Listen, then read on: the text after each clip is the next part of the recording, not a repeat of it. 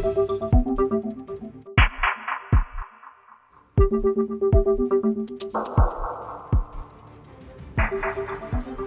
nagpasya Senado na i-archive ang impeachment case laban kay Vice President Sara Duterte, naging mainit ang debate ng mga senador sa plenaryo kagabi. Darito unang balita ni Rafi Tima. Sa 24 na senador, 5 lang ang bumoto pabor sa mosyon ni Senate Minority Leader Tito Soto na wag munang magdesisyon ng mga senador na i-archive ang articles of impeachment laban kay Vice President Sara Duterte. 11 mang hindi pabor kaya natuloy ang botohan sa kung anong gagawing aksyon sa impeachment complaint.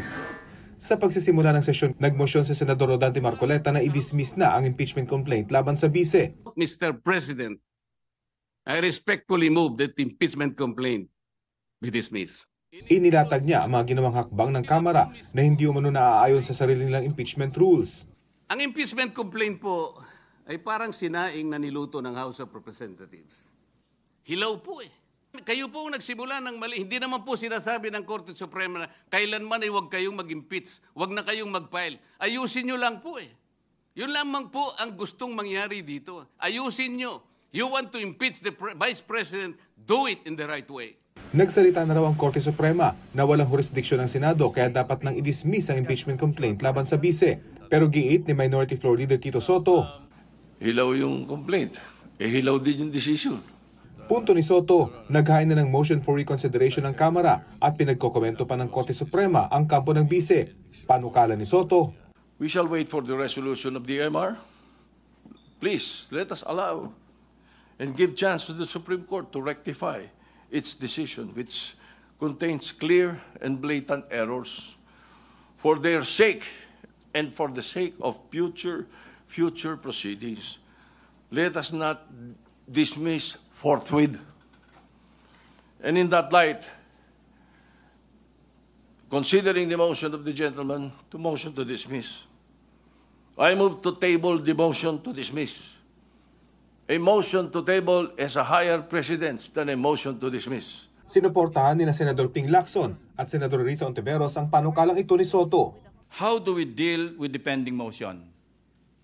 I refer to the motion to dismiss. Shall we even take it up or deal with it? Kasi wala po sa rules natin. Paano wala tayo pong guidelines? Kasi wala po sa rules natin yung motion to dismiss. We should exercise extraordinary prudence in this matter of transcendental importance. I agree and I continue to respect the Supreme Court. Hindi po magbabago iyan. But Mr. President, hindi naman po ibig sabihin ng respeto ay pananahimik. Sabi ni Senador Marcoleta, unanimous ang desisyon ng Korte Suprema kaya tingin niya ay mahirap na raw itong magbago. Wala pa po akong nakitang isang unanimous decision. There's always a first time. Hindi lang po tulad nung sinabi ni Minority Leader na there's always a first time, it has happened before. In fact, the Supreme Court has reversed a unanimous decision in a lot of instances before. Tingin naman ng Senate President Chis Escudero, baka mas mainam na i-archive na lamang ang reklamo sa halip na i-dismiss. It is the position of the chair, subject to the wisdom of the plenary, Your Honor, that given the Supreme Court decision that the Senate never acquired jurisdiction over it, that the proceedings and the articles of impeachment were null and void ab initio. Indeed, there might not even be anything to dismiss, and the procedure would be more properly to archive, similar to what we have done in the past, so that these proceedings will still be made part of the Senate's records. Pumayag si Marcoleta na amyanda ng mosyon at ilagay na lang ito sa archive. Sa ganitong paraan ay masusunod pa rin daw ang desisyon ng Supreme Court pero magigiit pa rin ng Senado ang kapangyarihan nito. Ito ang unang balita. Rafi Tima para sa GMA Integrated News.